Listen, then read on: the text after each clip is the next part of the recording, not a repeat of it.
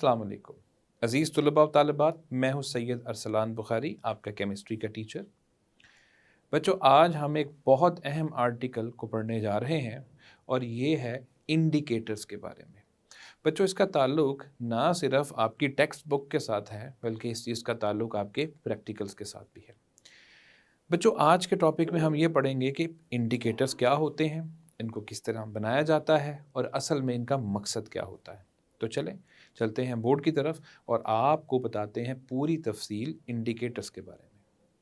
जी, तो अजीज तलबा, हमारा आज का टॉपिक 10.12 इंडिकेटर्स। इंडिकेटर्स क्या है? अजीज तलबा, पहली बात ज़हन में रखिएगा कि इंडिकेटर्स ऑर्गेनिक कंपाउंड्स हैं।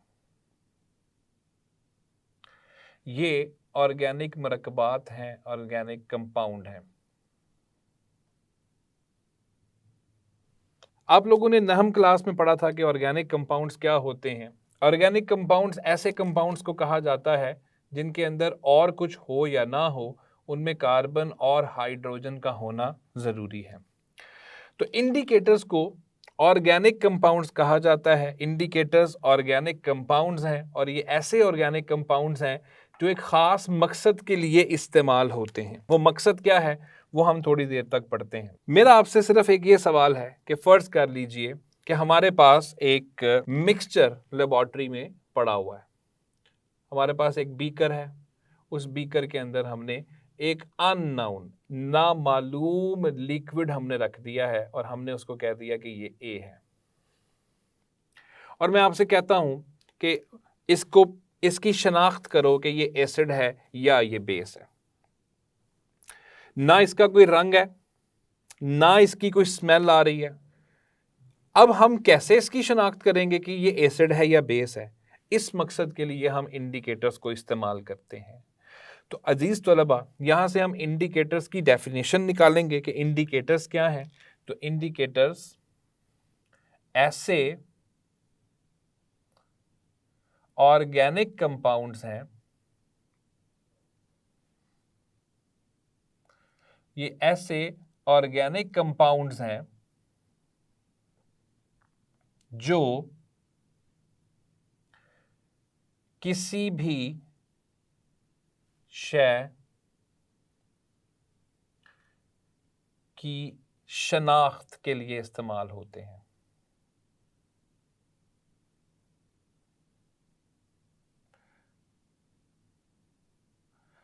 तो ये किसी भी शय की शनाख्त के लिए इस्तेमाल होते हैं। किस तरह की शनाख्त? जैसे मैंने आपके सामने एक पहेली रखी हुई है कि ये एसिड होगा या बेस होगा। सवाल ये पैदा होता है कि ये उसकी शनाख्त करते कैसे हैं। तो अजीज तलबा, याद रखिएगा, ये उसकी शनाख्त करते हैं अपने रंग में तब्दीली लाकर। ये अपने रंग में तब्दीली लेकर आते हैं। इनका एक खास रंग होता है और जैसे ही वो रंग तब्दील हो जाता है, हमें समझ लग जाती है कि सामने वाली चीज़ एसिड है या बेस है। अजीज तलबा, इंडिकेटर्स की सबसे आसान एग्जांपल लिटमस पेपर है। तो हमने इस चैप्टर के आगाज़ में जो पहला ही लेक्चर रखा था वो यही था कि उसमें हमने एसिड्स और बेसिस की कुछ खसूसियात बताई थी और उसके अंदर से एक लिटमस टेस्ट मौजूद था। अब वो लिटमस टेस्ट क्या है? अजीज़ तलबा, हमारे पास दो तरह का लिटमस पेपर होता है। हम क्या करेंगे, अगर आपके सामने ये एक चीज़ पड़ी हुई है और आपसे कह दिया जाता है कि इसकी शनाख्त करें कि ये एसिड है या बेस है, तो हम क्या करेंगे अजीज़ तलबा? हम इसके अंदर लिटमस पेपर को डिप करेंगे। हम इसके अंदर लिटमस पेपर को डिप करेंगे और एट अ टाइम एक ही वक्त में दोनों लिटमस पेपर डिप करेंगे। लिटमस पेपर दो तरह के होते हैं, एक नीला होता है और एक लाल होता है, सुर्ख और नीला। तो हम दोनों ही लिटमस पेपर इसके अंदर डिप करेंगे। फर्ज कीजिए कि हमने जो नीला लिटमस पेपर इस्तेमाल किया था, जैसे ही हमने इसमें डिप किया तो वो फौरन से सुर्ख हो गया।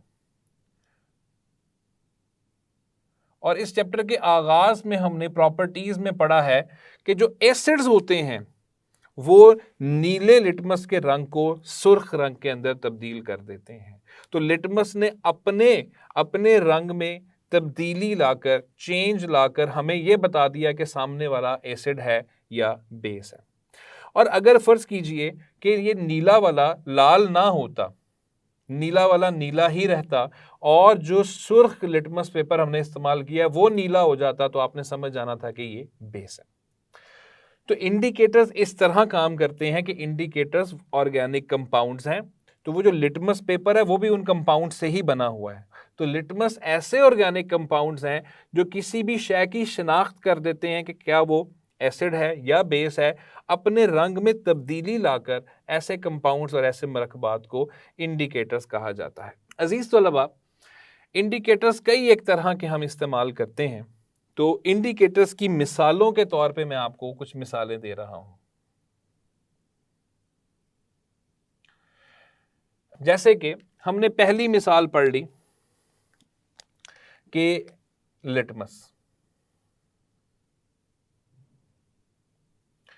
तो जो लिटमस है, लिटमस पेपर कह लें या सिर्फ लिटमस कह लें, तो जो लिटमस पेपर है या लिटमस है, ये एक सबसे अच्छा और सबसे आसान तरीके से इस्तेमाल होने वाला इंडिकेटर है। और हमने देख लिया कि वो किस तरह का रंग शो करता है। तो अजीज़ तलबा, हम क्या करेंगे, हम यहाँ पर एक टेबल बनाएंगे और उस टेबल के अंदर हम मेंशन करेंगे कि कौन सा इंडिकेटर किस पीएच पर पहुंचकर क्या शो करता है। तो पहले नंबर पे हमने चूंकि बात की है लिटमस की, तो हम पहले नंबर पे इंडिकेटर जो रखेंगे वो रखेंगे लिटमस।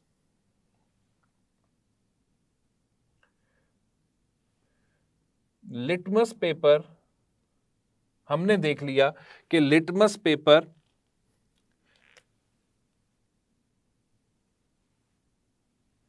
एसिड्स के अंदर,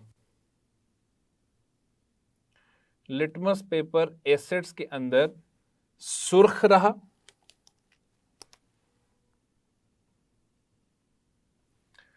जबकि बेसिस के अंदर, बेसिस के अंदर वो नीला रहा।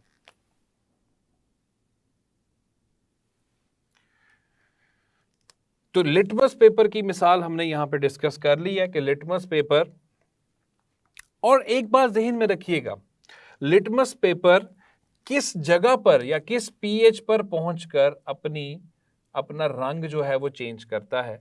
तो याद रखिएगा वो पीएच 7 पर पहुंचकर अपना रंग चेंज करता है। 7 न्यूट्रल है। अगर आप कोई न्यूट्रल चीज रखेंगे लिटमस में कोई कलर चेंज नहीं आएगा, वो जो दो रंग है वही रहेंगे। लेकिन 7 से नीचे जाएंगे तो ये फौरन सुर्ख हो जाएगा, 7 से ऊपर जाएंगे तो ये फौरन ही नीला हो जाएगा। तो ये वो पीएच है जिसके ऊपर ये अपना रंग तब्दील करेगा। तो अजीज तलबा, मिसालों में पहले नंबर पे हम लिटमस पेपर की मिसाल डिस्कस कर रहे हैं।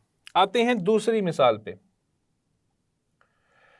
दूसरी मिसाल है सबसे ज्यादा इस्तेमाल होने वाला, जब हम केमिकल रिएक्शंस कराते हैं और बिलखसूस एक टेक्निक इस्तेमाल करते हैं जिसका नाम है टाइट्रेशन, जो आपके प्रैक्टिकल्स का हिस्सा है। उस टाइट्रेशन के अंदर हम सबसे ज्यादा जो इस्तेमाल करते हैं वो है फिनोफ्थलीन।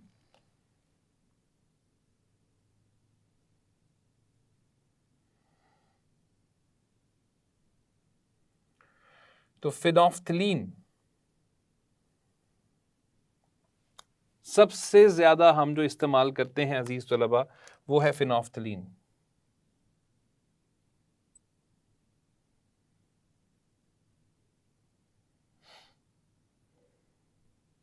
ये दो सूरतों में इस्तेमाल होता है, पाउडर या सोल्यूशन। पाउडर होता है तो ये सफ़ेद से रंग का पाउडर होता है, सोल्यूशन इसका कलरलेस होता है। इसका सोल्यूशन बनाने के लिए थोड़ी सी पाउडर लेकर, थोड़ा सा फिनॉल पाउडर लेकर उसको इथेनॉल यानी इथाइल अल्कोहल के अंदर हल करना पड़ता है, फिर थोड़ा सा डिस्टिल्ड वाटर डालना पड़ता है। बहरहाल लेबॉर्ट्रीज़ में इसका सोल्यूशन पहले से बना पड़ा होता है। जैसे ही हम इसका सोल्यूशन ऐड करते हैं ये अपने रंग में तब्दीली लाकर बता देता है कि सामने एसिड है या बेस है। फिनोफ्थलीन किस तरह की तब्दीली लेकर आता है? फिनोफ्थलीन को अगर आप एसिड्स में डालते हैं, फिनोफ्थलीन को अगर आप एसिड्स में डालते हैं इसके रंग में कोई चेंजिंग नहीं आती, ये कलरलेस है। तो ये बेरंग होगा जब हम एसिड्स की बात करेंगे। एसिड्स के अंदर इसका कोई रंग नहीं आता। तो हम यहां पे जब फिनोफ्थलीन की बात देखेंगे, हम जब यहां पे फिनोफ्थलीन लिखेंगे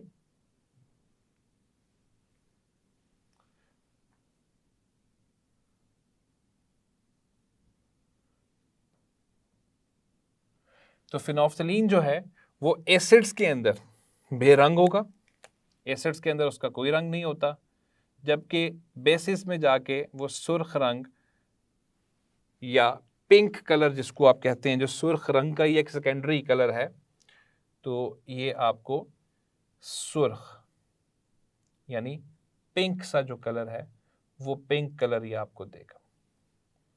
किसके अंदर? बेसिस के अंदर। तो जैसे ही आपने ये एक सोल्यूशन बना के रखा हुआ था, आपने उसमें जाके फिनोफ्थलीन के 2, 3 या 4 ड्रॉप्स या एक ड्रॉपर आपने ऐड किया, अगर उसमें कोई रंग नहीं आता तो आपने समझ जाना है कि वो एसिड पड़ा हुआ था। लेकिन अगर उसके अंदर पिंक कलर या रेड कलर आ जाता है तो आपने समझ जाना है कि ये बेस पड़ा हुआ था। अब फिनोफ्थलीन किस पीएच पे जाके अपना कलर चेंज करता है? तो ये 9 यानी 9 के ऊपर ये अपना कलर चेंज करता है। लेकिन बहरहाल जब हम टाइट्रेशन परफॉर्म कर रहे होते हैं तो टाइट्रेशन के अंदर फिनोफ्थलीन ही हम सबसे ज़्यादा इस्तेमाल करते हैं, और हमने चूंकि बेस का सोल्यूशन बना के कॉनिकल फ्लास्क में रखा होता है और एक ड्रॉपर डालते हैं सिर्फ हम फिनोफ्थलीन का, या चंद एक ड्रॉप्स डालते हैं, तो वो पूरा सोल्यूशन पिंक या सुर्ख हो जाता है, जिससे हमें अंदाज़ा हो जाता है कि वो बेस। तो अजीज़ तलबा, हम साथ साथ इस जो एक एग्जाम्पल आपके सामने है ए की, इसके हम 2 हिस्से बना लेते हैं और हम साथ साथ रिजल्ट्स मेंशन करते जाते हैं। क्या जब हमने इसमें लिटमस किया तो ये जो मैं इस साइड पे लिख रहा हूं आप इसको एसिड समझ लीजिए, और यहां पे जो मैं लिख रहा हूं उसको आप बेस समझ लीजिए। तो लिटमस का जो हमने टेस्ट किया बच्चों, लिटमस जो था एसिड के अंदर वो सुर्ख हो गया, और बेस के अंदर जो लिटमस था वो नीला रहा। अब फर्ज कर लेते हैं कि हमने लिटमस की बजाय उसमें फिनोफ्थलीन ऐड किया। तो जब हमने उसमें फिनोफ्थलीन ऐड किया तो बच्चों फिनोफ्थलीन ऐड करने से क्या हुआ? टेबल आपके सामने है। अगर तो ये एसिड रहा, अगर तो ये एसिड है तो एसिड के अंदर फिनोफ्थलीन का कोई रंग नहीं आएगा, ये बिल्कुल कलरलेस हो जाएगा।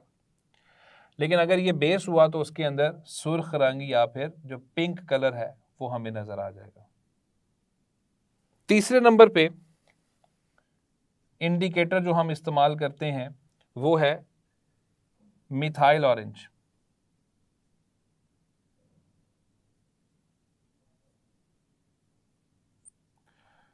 इसे मिथाइल ऑरेंज इसलिए कहते हैं क्योंकि जाहिर है ये ऑरेंज कलर का होता है। अब ये एसिड्स और बेसिस के अंदर अपना कलर किस तरह का शो करता है?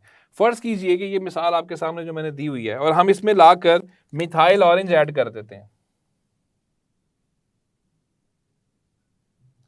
तो बच्चों जैसे ही हम इसमें मिथाइल ऑरेंज ऐड करेंगे, अगर तो ये एसिड हुआ तो पूरा ऑरेंज कलर हमें एसिड के अंदर नजर आ जाएगा।